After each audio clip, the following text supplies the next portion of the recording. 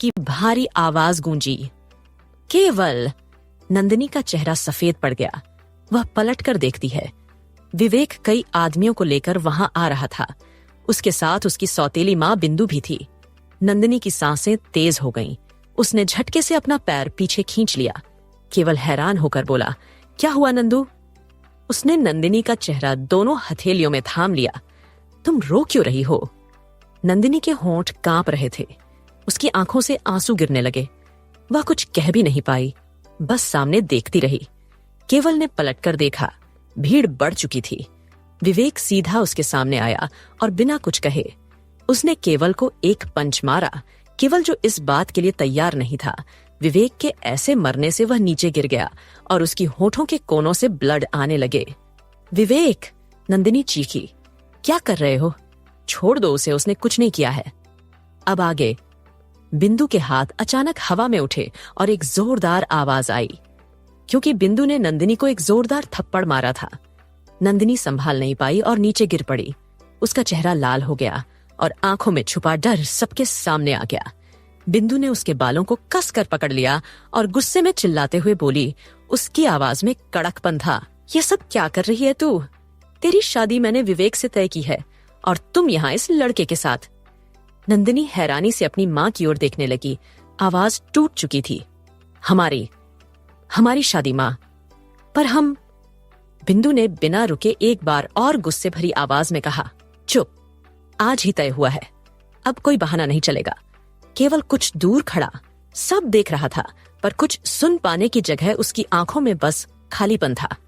उसने भीतर से पूछा, नंदू, तुमने मुझे ये बात क्यों नहीं बताई? पर शब्द हवा में ही रह गए। तभी विवेक ने कुछ ऐसा किया कि केवल हिल गया। माहौल और तंग हो गया।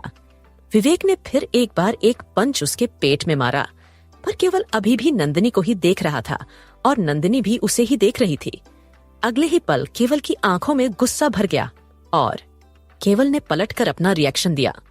उसने एक दो जोरदार पंच विवेक के मुंह पर मारा, लेकिन विवेक के साथ बहुत सारे लोग थे, गांव के भी बहुत से लोग थे, इसलिए उन लोगों ने केवल को पकड़ लिया। और क्योंकि वह लोग बहुत ज्यादा थे और केवल अकेला था इस वक्त, भीड़ बढ़ने लगी। धीरे धीरे होटल के लोग भी वहां जमा हो गए थे। लोग खड़े खड़े तमाशा देख रहे थे। आखिर लोगों को तमाशा देखने में मजा जो आता है। नंदिनी ने घबराकर कहा, रुको, उसे छोड़ दो, उसने कुछ गलत नहीं किया, वह मुझसे प्यार करता है। बिंदु की आवाज में अब कठोर फैसला था। अगर तुम नहीं चाहती कि उसका बुरा हाल हो तो जा, सबके सामने कह दे कि तुम मुझसे प्यार नहीं करती। बस एक सीधा साधा जवाब। होटल से लोग बाहर आ गए और उसी भीड़ में महेंद्र ठाकुर और जय ठाकुर भी आए। महेंद्र ने ठंडे अंदाज में सब सुन लिया। फिर बिंदु के पास आकर हल्के से कहा, तुम चिंता ना करो बिंदु चाची, इस लड़के को तो मैं देखता हूं, हमारे गांव की लड़की के साथ छेड़खानी करेगा। इतना कहकर उसने अपनी नजरें नंदिनी की तरफ घुमाई। नंदिनी, जो इस वक्त बहुत ज्यादा खूबसूरत लग रही थी, उसने नंदिनी को ऊपर से नीचे तक देखा और फिर अपने होठों पर अपनी जीभ को फेरा और अगले ही पल महेंद्र ने नंदिनी को पास खींचा और धीरे से पर स्पष्ट स्वर में कहा, अगर उस लड़के की जिंदगी चाहिए तो जाकर कह दो कि तुमने कभी उससे प्यार नहीं किया और कुछ ऐसा कदम उठाकर भरोसा दिला देना। नंदिनी की आंखों से आंसू बह निकले। वह अंदर ही अंदर टूट रही थी। कहां से इतनी हिम्मत ढूंढे ये लड़की? फिर भी उसने धीरे धीरे अपना सिर हिलाया और आवाज में वह कंपी थी। ठीक है। भीड़ में सन्नाटा छा गया।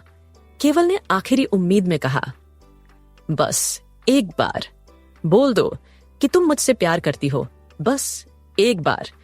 उसके बाद किसी की हिम्मत नहीं होगी कि मुझे हाथ लगा सके, क्योंकि यह लोगों को मेरे बारे में कुछ पता नहीं है।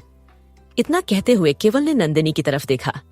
नंदिनी ने देखा कि केवल की आंखों में वही प्यार है जो पहले था। पीछे से महेंद्र की आवाज ठंडी पड़ी, यहां हमसे बड़ा कोई नहीं है। जैसे ही नंदिनी ने महेंद्र के मुंह से यह बात सुनी, वह घबरा गई, क्योंकि वह जानती थी कि महेंद्र कितना ज्यादा दरिंदा है। वह केवल के साथ क्या करेगा, वह बहुत अच्छी तरह से जानती थी। उस एक वाक्य ने उस रात की हवा को स्थिर कर दिया, जैसे कोई फैसला नंदिनी पर थोप दिया गया हो। नंदिनी भारी कदमों से केवल की तरफ बढ़ी और कुछ पल उसे निहारती रही। केवल ने बड़े प्यार से नंदिनी की तरफ देखा और फिर उसने अपने आप को उन लोगों से छुड़ाया और वह लोगों ने भी उसे छोड़ दिया। वह मुस्कुराता हुआ नंदिनी को देखने लगा और जैसे ही केवल झुककर पायल पहनाने ही वाला था कि नंदिनी अचानक करीब आई और अपने पैर खींच लिए। पैर खींचने की वजह से केवल हैरानी भरी नजरों से नंदिनी की तरफ देखने लगा और उसे देखते हुए बोला, नंदू, माय गोल्डन गर्ल, मुझे पायल पहनाने दो। नंदिनी जोर जोर से हंसने लगी और हंसते हुए बोली, बस इतनी औकात थी तुम्हारी, एक चांदी की पायल।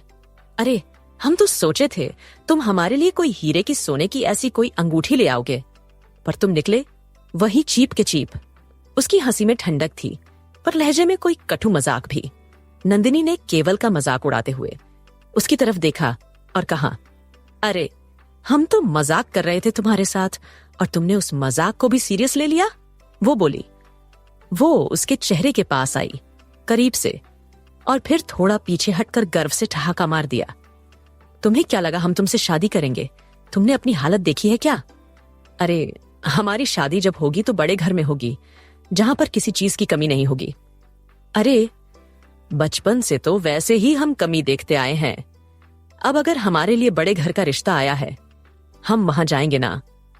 यह सुनते ही महेंद्र ठाकुर खुश हो गया और मन में सोचते हुए बोला, बुलबुल, शादी तुम्हारी मुझसे ही होगी। केवल की सांसें अटक गईं। उसकी आंखों में उम्मीद थी, मगर नंदिनी की आंखों में उसे लालच दिखाई देने लगा था। नंदिनी ने एक व्यंग भरी मुस्कान के साथ कहा, तुमने क्या सोचा, तुम जैसे लड़के से हम शादी करेंगे? अरे, कभी हमें देखा है? हम कितने खूबसूरत हैं। 36 लड़के हमारे पीछे पड़े हैं, लेकिन आज तक हमने किसी को नहीं देखा, क्योंकि हम उसकी तलाश कर रहे थे जिसके पास पैसा हो, क्योंकि बिना पैसे जिंदगी खराब है। समझे? तुम और वह हमें मिल भी गया। केवल का हाथ पायल पर टिक गया, जैसे कोई सहारा छीन लिया गया हो।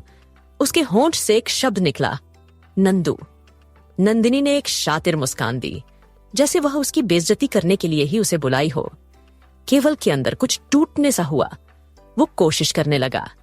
वज्र सी चुप्पी में कहीं दर्द घुट रहा था, पर नंदिनी ने उसकी जंजीरों को और कस दिया। तुम्हारी सादगी, तुम्हारा भोलापन, सब नकली निकला। केवल ने नंदिनी को देखते हुए कहा। नंदिनी का दिल धक से किया, लेकिन वह चुपचाप वहां से उठी और जाने लगी। केवल की आंखें अध खुली थीं और वह अपनी आधी खुली आंखों से नंदिनी को जाते हुए देख रहा था और दिल में नफरत भरे जा रहा था।